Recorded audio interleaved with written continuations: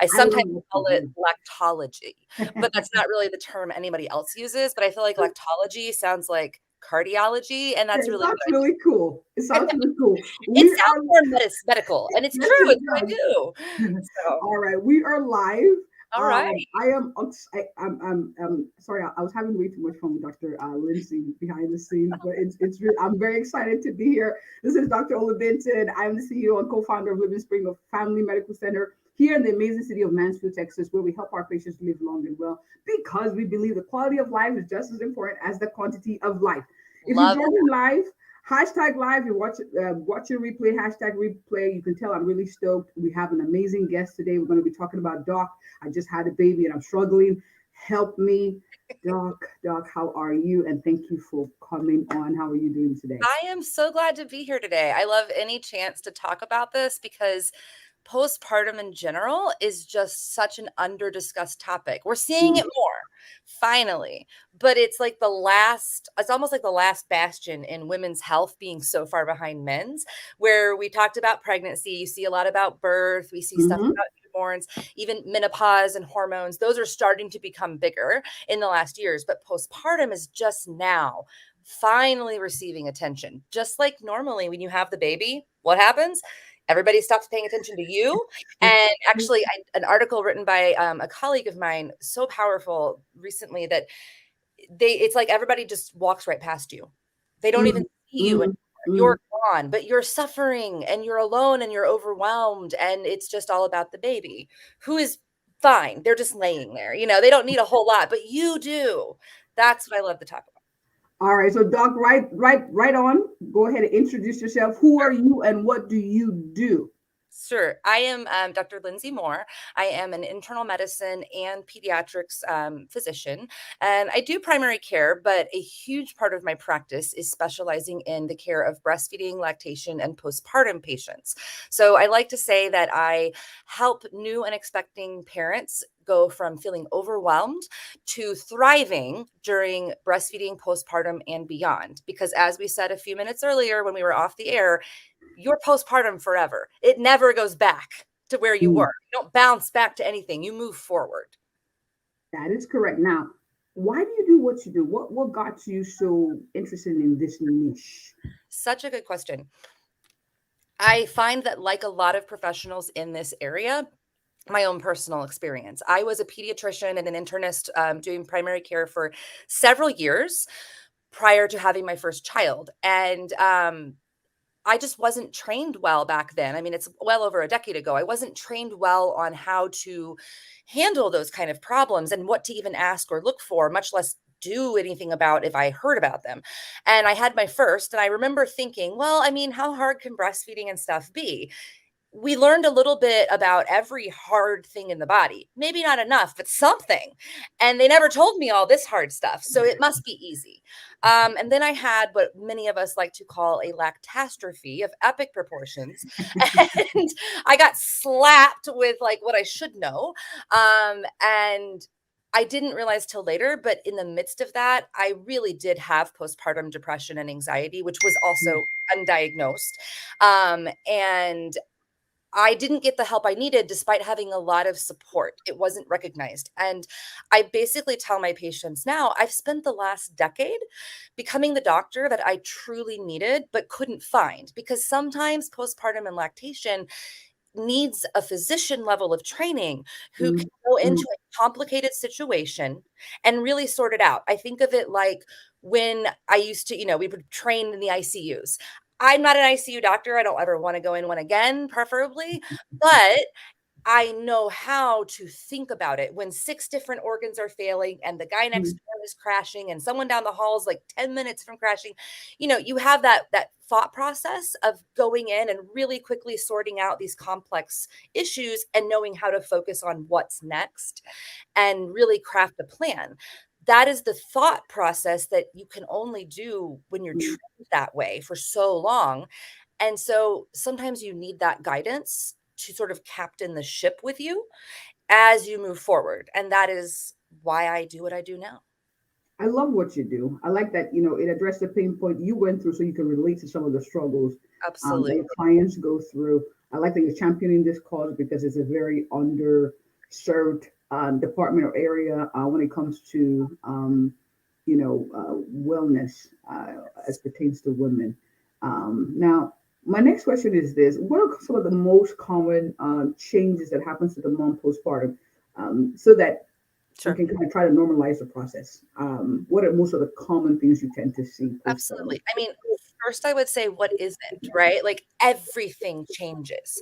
We think of it as having a baby and that's just it. But it's a full body, full mental transformation. We actually have a term for that. It's called matrescence, and that's because it is becoming a mother. It is a process. It is a huge shift. You start out, of course, you're bleeding vaginally, whether it was a C-section or a vaginal delivery. That goes on for more than people realize. You have a placenta sized, dinner plate size wound in your uterus. It's not visible, but it's there. Hmm. That's a lot of healing. Um, if you had a C-section, you have another huge wound to deal Right. with. And unlike most abdominal surgeries, you're basically like, get out of bed immediately and start caring for another person. Forget about you. And you're like, what? Like that's crazy. You don't do Mhm, that to someone mhm, operatively. We're gentle with them, although you do walk around. So you're dealing with a lot of times discomfort, pain, bleeding, and it can be very manageable, but it can also be very scary.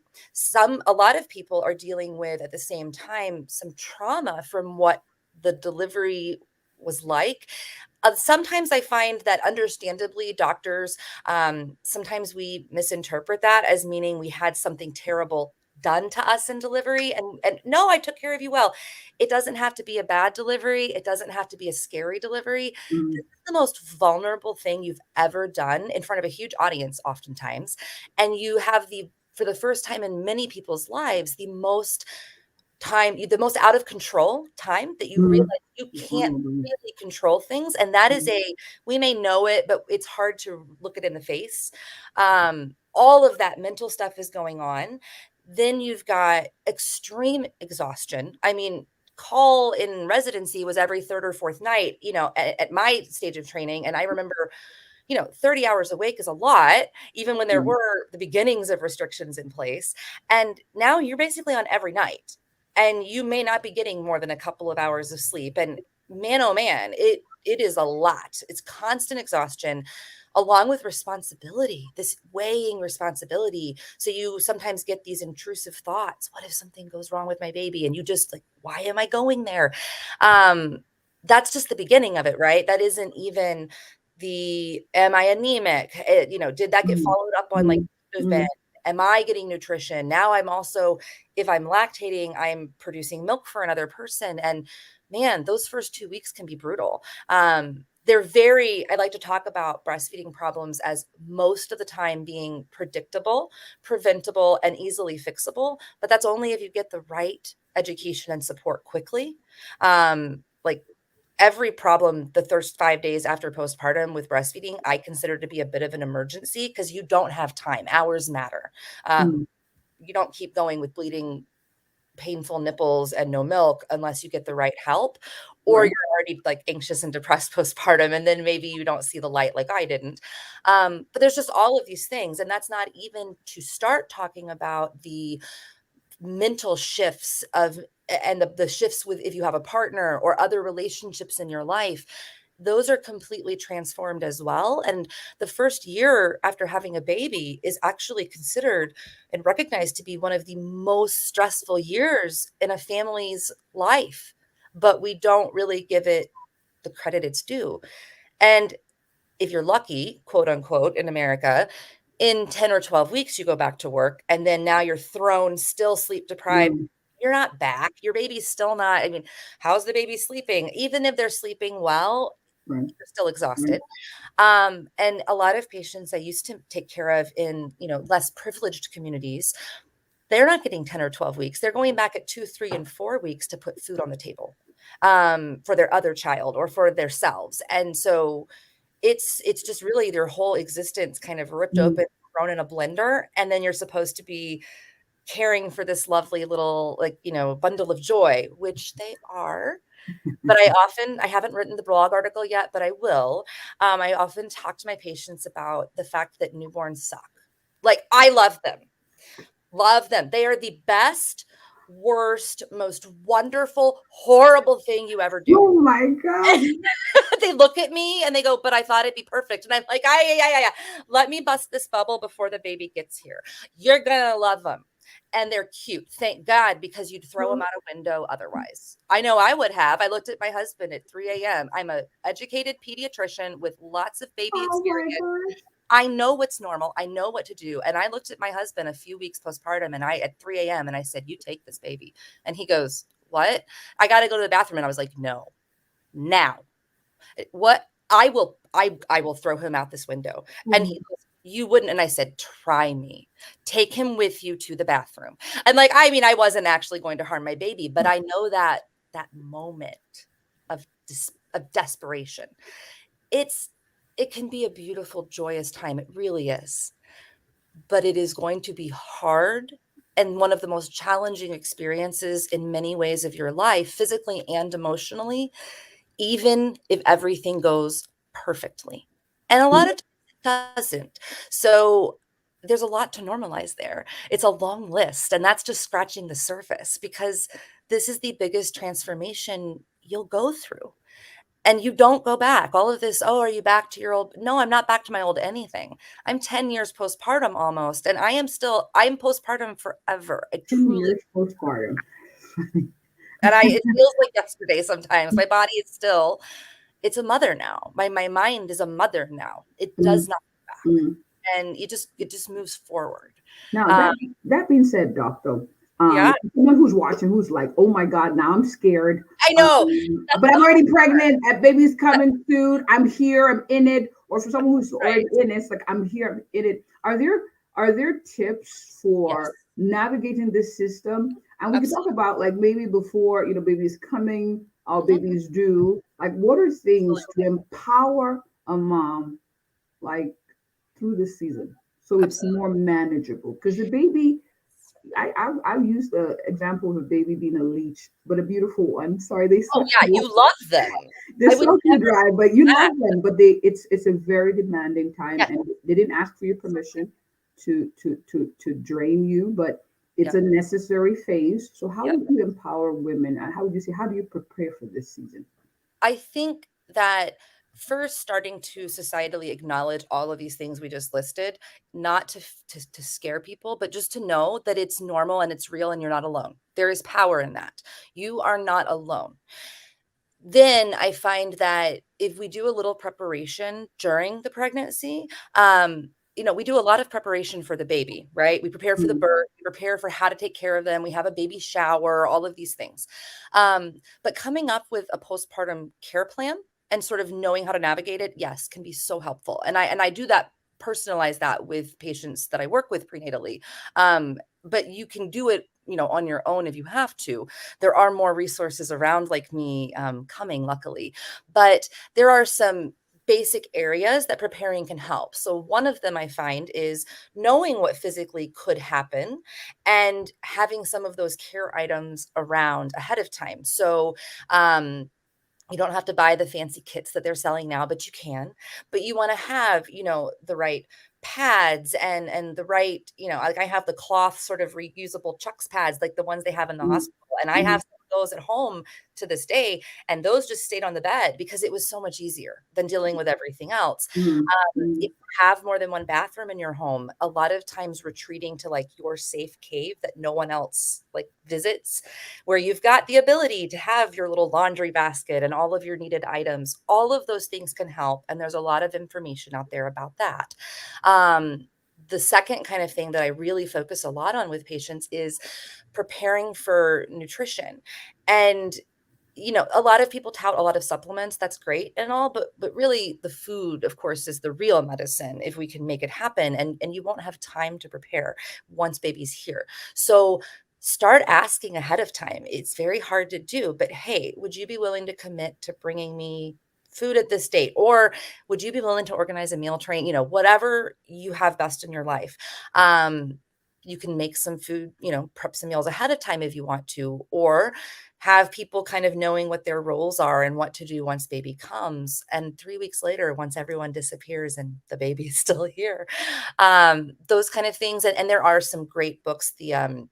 The first 40 days is one of my favorites, and it has a lot of recipes, but my favorite is it's called the Mother's Bowl.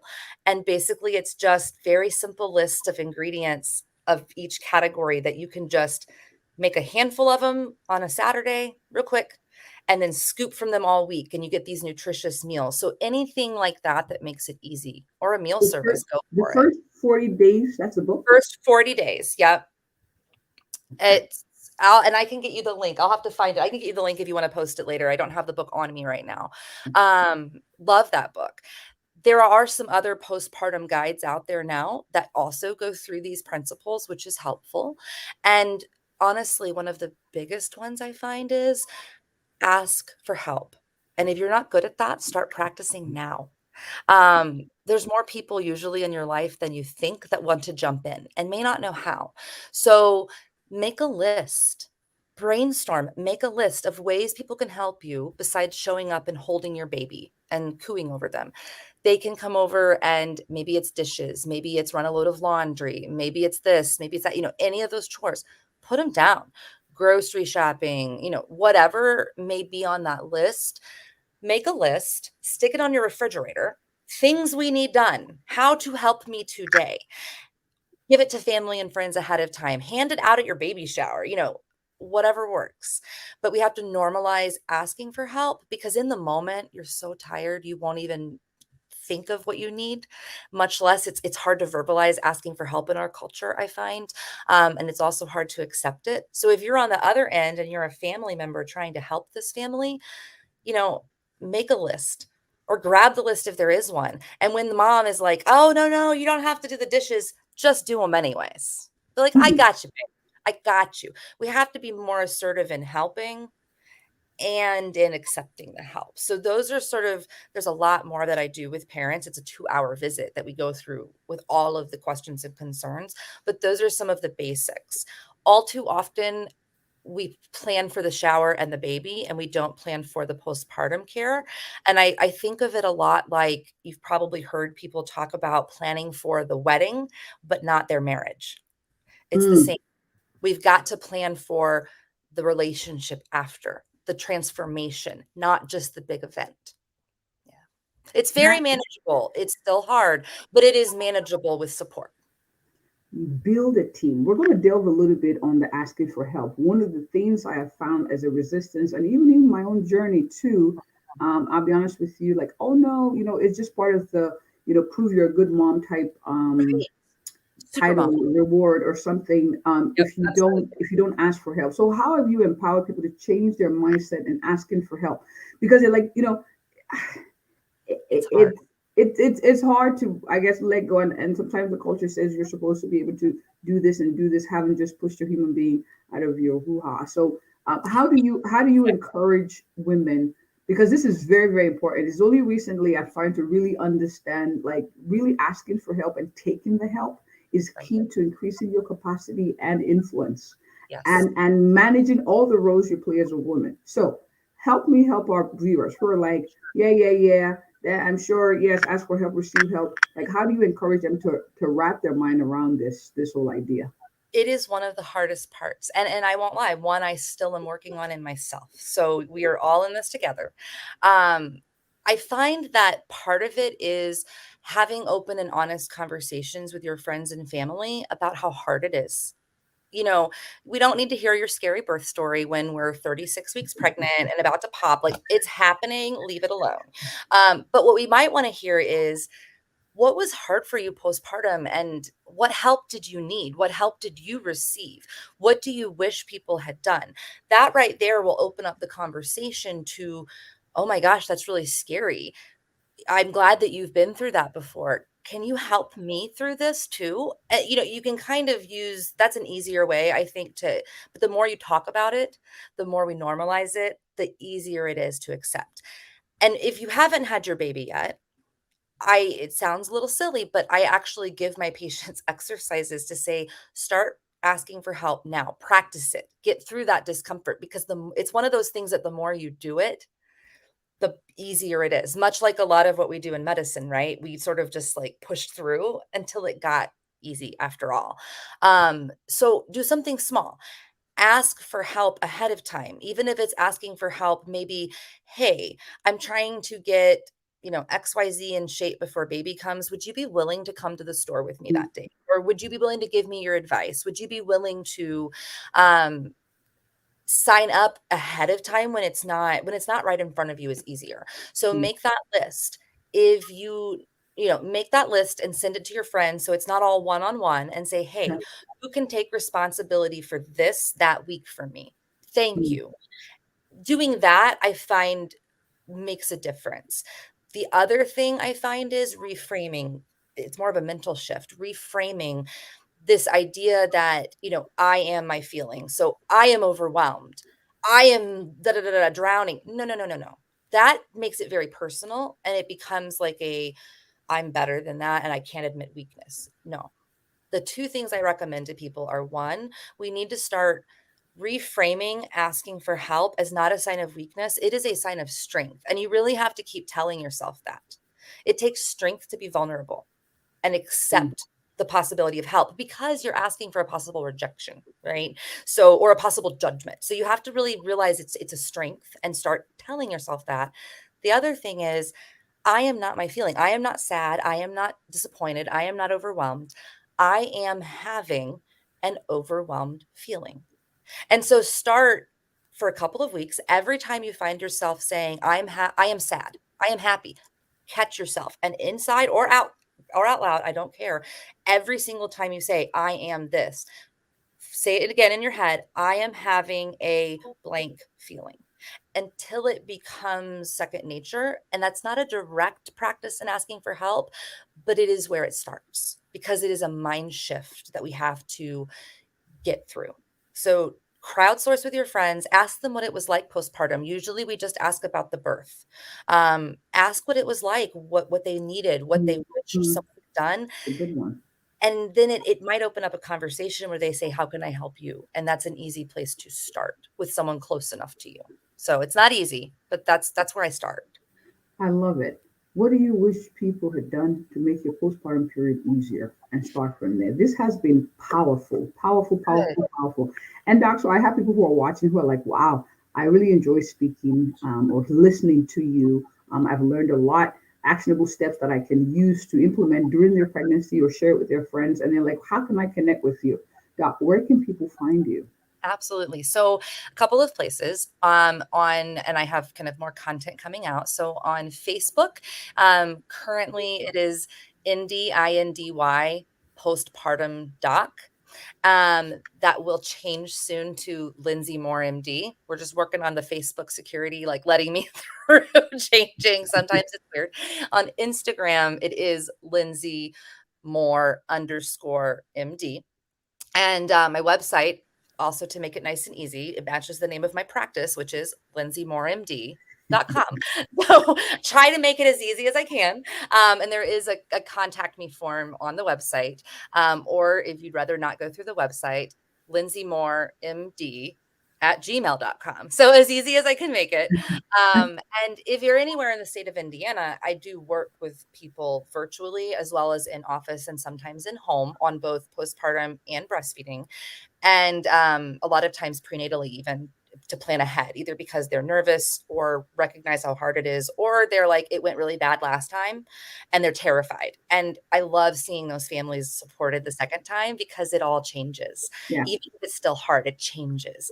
If they're outside of Indiana, I'm going to soon be launching some video courses online that should have some live question and answer sessions. So I can't be your doctor if you're out of Indiana currently, but some script working and classes coming soon. And for breastfeeding on my website too, there is already a free 30-minute top tips for breastfeeding video, that some of the things that I really wish you'd actually get taught instead of a lot of the things that often get taught. And I'm so tired of parents saying, why didn't someone tell me? And I'm like, I don't know, but I'm gonna like get in touch. Awesome. And Awesome. if you need a doctor in your state, I do have a network of a lot of other fourth trimester and postpartum and breastfeeding docs. Awesome. Reach Awesome. out. I'll help Awesome. guide you to a website. Let me know. Awesome. Thank you so much. And for those of you who are watching, you have it. There you have it. Please share a lot of resources here. You follow her. That way you can get updates as she's transitioning into her new practice.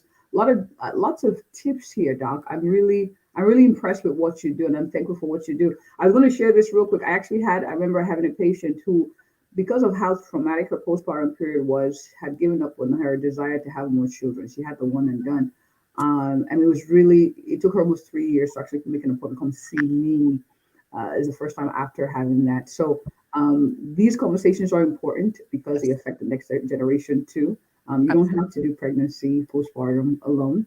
And there are ways that you can build a community to help you thrive even through that season. So thank you so much, Doc, for being here. You're I welcome. Thank appreciate you for you. having me. My pleasure, my pleasure. And thank you all for watching. As always, please share with those who could find this useful. You can simply forward this to them. You could comment in the link if you're on YouTube or on Facebook. And as always, if you or anyone you know is looking for an awesome, a thorough, and a passionate family physician in the Mansfield or surrounding Texas area, I am she. Have a good one, everyone. Thank you so much, Doc.